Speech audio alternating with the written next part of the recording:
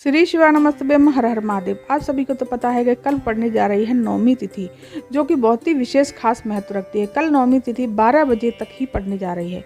तो दोस्तों, मैं पूज्य गुरुदेव पंडित प्रदीप मिश्रा जी की कथा से सुन करके समझ करके आपके लिए 4 उपाय लेकर के आई हूँ, जो कि नवमी तिथि के दिन करने हैं। लेकिन ये उपाय सुबह से लेकर के शाम तक किसी भी समय आपको ये कर लेना है। लेकिन कुछ उपाय ऐसे हैं आपको सुबह करना है, कुछ उपाय ऐसे हैं दोपहर तक भी कर सकते हैं, कुछ उपाय आपको शाम को ही करना है। तो नवरात्रि में माता रानी पृथ्वी पर आकर के अपने भक्तों की सारी कामनाओं को पूरा करती हैं और उनको मनवांछित फल की प्राप्ति कराती हैं। तो मात्र सिर्फ एक दिन ही बचा है नवमी तिथि का, जो कि सबसे खास दिन होता है, जो कि 9 निधियां सारी इकट्ठी एक साथ ही हो जाती हैं।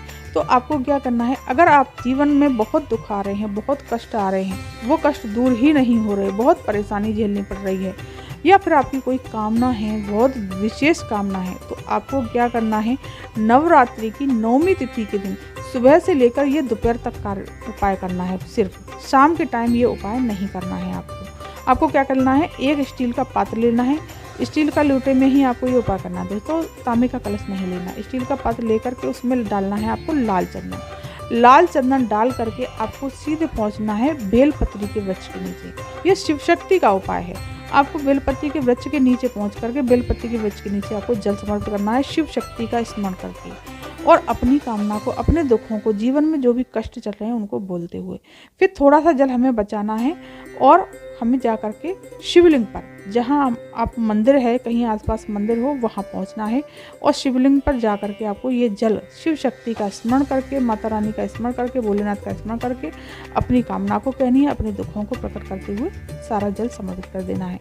वहीं प्रणाम करना है और सीधे घर चले आना। दोस्तों, कितना भी बड़ा कष्ट, दुख, तकलीफ क्यों ना हो, या कोई आपकी कामना क्यों ना हो, वो जरूर माता रानी और भोलेनाथ आपकी कामना को पूरा करेंगे, आपके दुखों को जरूर दूर करेंगे। क्योंकि कल नवरात्रि का दिन है और भोलेनाथ पर आकर आप जल चढ़ाते हैं शिव शक्ति का स्मरण करके, तो शिव शक्ति का मिलन करवा रहे हैं, तो निश्चित ही भोलेनाथ माता पार्वती खुश होकर के आपके ऊपर कृपा जरूर बरसाएंगे। अब चलिए दोस्तों, जानते हैं दूसरा उपाय।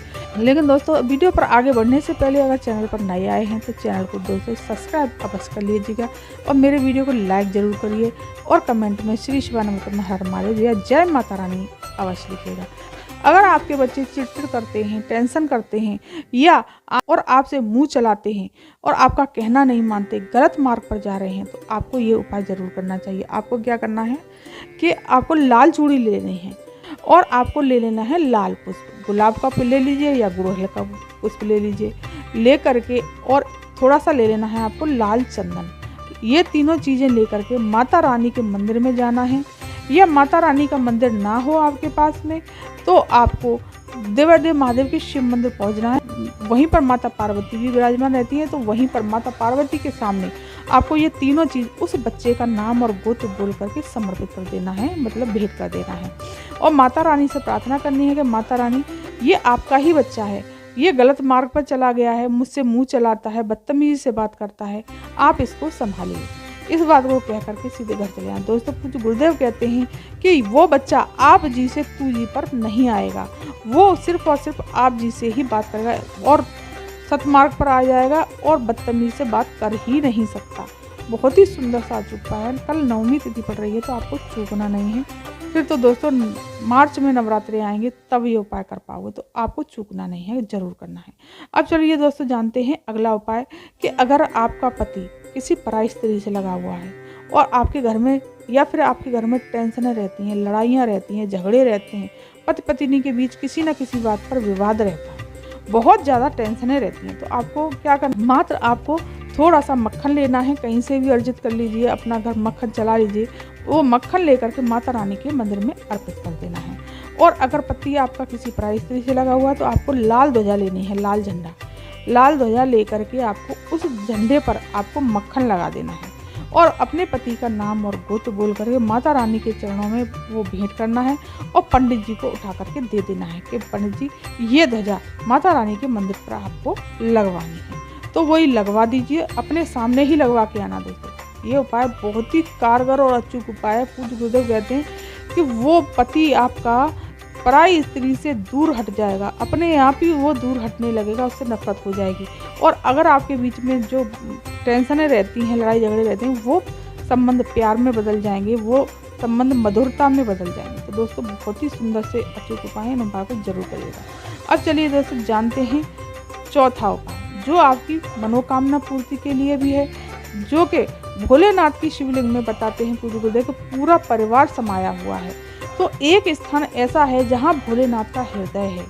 वो कहते हैं कि भोलेनाथ का हृदय यहाँ है क्योंकि वहाँ पर माता रानी स्वयं विराजमान है। अष्ट सिद्धियाँ, 9 निधियाँ, ये सारी देवियाँ और 64 योगिनियाँ उस स्थान पर विराजमान हैं।